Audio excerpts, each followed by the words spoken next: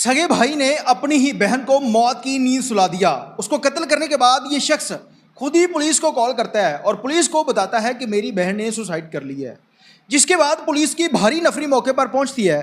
तमाम तर वकूफ़े का जायजा लेने के बाद ये तमाम तर जो मामला है ये पुलिस को मशकूक लगता है। पुलिस को लगता है कि इसने खुदकुशी नहीं की बल्कि इसका मर्डर किया गया है। जिसके बाद उसकी डेड बॉडी को पोस्टमार्टम के लिए मुतल्लिका अस्पताल पहुंचाया जाता है और फिर पुलिस उसी घर से तफ्तीश का आगाज़ करती है। फिर होते हैं खौफनाक इंकशाफात। इस भाई ने अपनी सगी बहन को इतनी दर्दनाक मौत क्यों दी, यह वाक़या कहाँ का है, इस वाक़े की तमाम तर तफसीलात आज की इस वीडियो में आप लोगों के साथ शेयर देख रहे हैं। मेरा डिजिटल चैनल मैं हूं आपका मेज़बान और मेरे लिए पाकिस्तान के अंदर रोज़ाना की बुनियाद पर ऐसे खौफनाक वाक़यात होते हैं और बहुत ज़्यादा इस तरह के वाक़यात भी सुनने को मिलते हैं कि सगे बाप ने अपने बेटों को कत्ल कर दिया, बेटों ने बाप को कत्ल कर दिया, माँ ने अपनी बेटी को कत्ल कर दिया, यानी कि खून सफ़ेद हो गए हैं। उसी तरह से एक सगे भाई ने अपनी ही बहन को मौत की नींद सुला दिया है। उसको कत्ल करने के बाद ये शख्स उसकी मौत का ड्रामा रचाता है। पुलिस को कहता है कि इसने खुदकुशी की है, खुद ही 15 पर कॉल करता है।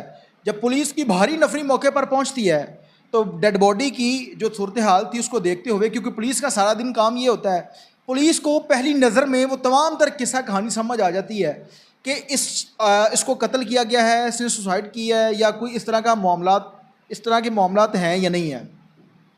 अब पुलिस को शक गुजरता है। पुलिस ने डेड बॉडी को पोस्टमार्टम के लिए मुतल्लिका अस्पताल पहुंचाया और उसके बाद इसी घर से उसी शहरियार नामी शख्स से तफ्तीश का आगाज़ किया जाता है जिसने 15 पर कॉल की थी। पुलिस उसको थाने ले जाकर बंद कर देती है और उसके बाद जब तफ्तीश करती है तो ये शख्स पुलिस को चकमा देने की कोशिश करता है, लेकिन ज़्यादा देर तक ये पुलिस को चकमा नहीं दे पाता। फिर जब पुलिस कहती है कि अब सीधी सीधी बात बताओ मामला क्या है, तो फिर ये शख्स खुलना शुरू होता है। ये बताता है कि मैंने अपनी बहन को कत्ल कर दिया है। पुलिस ने पूछा कि तुमने अपनी बहन को कत्ल क्यों किया है, तो फिर ये बताता है कि मेरे घर की अलमारी से इसने पैसे चोरी कर लिए थे। जब उसको तशद्दुद का निशाना बनाया तो उसकी मौत वाक़या हो जाती है।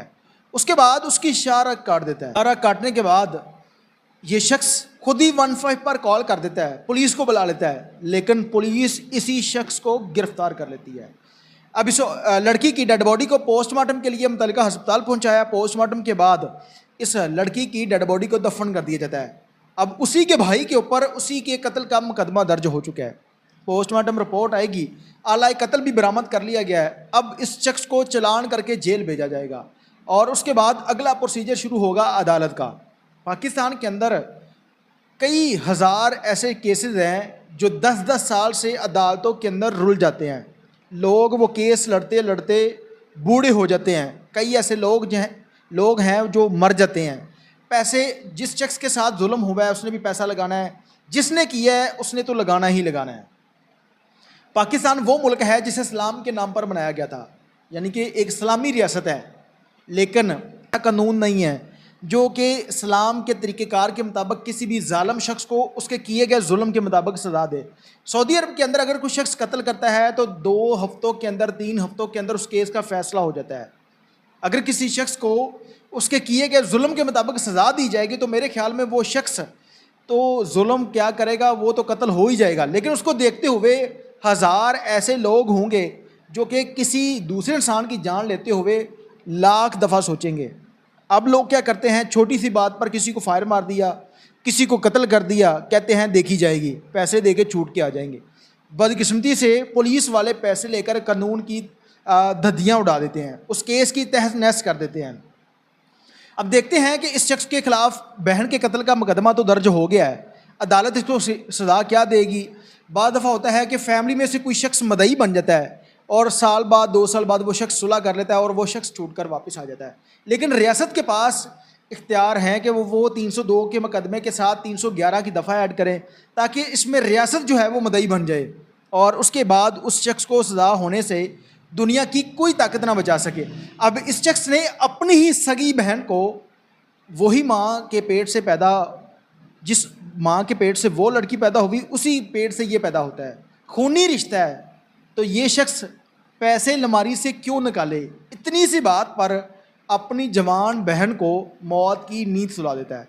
ये वाक़या लाहौर का इलाका शाद बाग है, जहाँ पर एक सगे भाई ने पैसे निकालने की वजह से अपनी ही बहन की जान ले ली है। देखते हैं कि अदालत इसको क्या सजा दिलवाती है।